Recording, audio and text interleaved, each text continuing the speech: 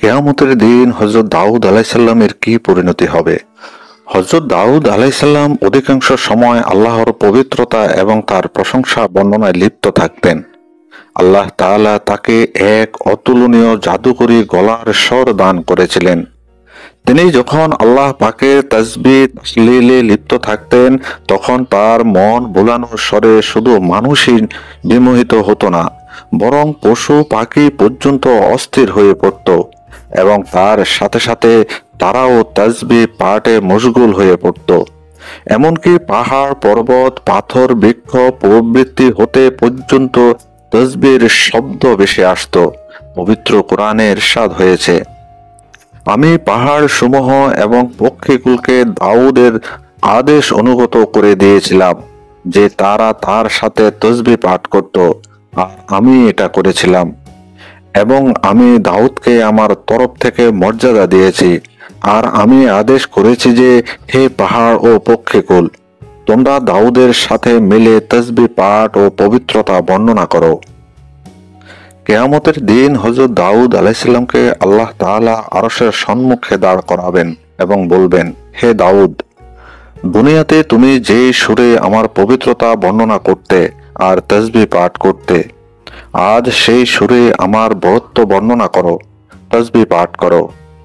হযরত দাউদ আলাইহিসসালাম বলবেন, হে আমার রব, এ তো জাগতিক জীবনের ব্যাপার, এখন তো আর তা মওজুদ নেই। আল্লাহ তাআলা বলবেন, আমি তোমাকে আবার সেই সুর দান করছি, যেই সুরে আমার বরত্ব ও পবিত্রতা দুনিয়াতে বর্ণনা করতে, আর যার ফলে পাহাড় পর্বত এবং পক্ষীকুল তোমার সাথে একাকার হয়ে যেত। অনন্তর হযরত দাউদ আলাইহিসসালাম আল্লাহর জিকির ও তাসবিহ শুরু করবেন, আর তা শুনে সকল বেহেশতি চৈতন্য হারিয়ে ফেলবেন। হযরত আবু হুরায়রা রাদিয়াল্লাহু তাআলা থেকে বর্ণিত, রাসূলুল্লাহ সাল্লাল্লাহু আলাইহি সাল্লাম বলেছেন, উর্দু জগতে হযরত আদম আলাইহিসসালামের পৃষ্ঠদেশ হতে তার সকল সন্তানদেরকে বের করে তার সামনে রাখা হয়। তাদের মধ্যে একজন এমন ছিল যার ললাট অত্যন্ত উজ্জ্বল ও চমকদার দেখা যাচ্ছিল। হযরত আদম আলাইহিসসালাম তাকে দেখে জিজ্ঞেস করলেন, হে রব, এই লোকটি কে? আল্লাহ পাক বলেন, সে তোমার সন্তানদের মধ্যে অনেক পরে দুনিয়াতে আসবে, তার নাম দাউদ। হযরত আদম আলাইহিসসালাম জিজ্ঞেস করলেন, তার বয়স কত নির্ধারিত হয়েছে? জানতে চাইলে এরশাদ হলো 60 বছর। তখন হযরত আদম আলাইহিসসালাম বলেন, হে ইলাহি, আমার বয়স হতে 40 বছর তাকে প্রদান করুন।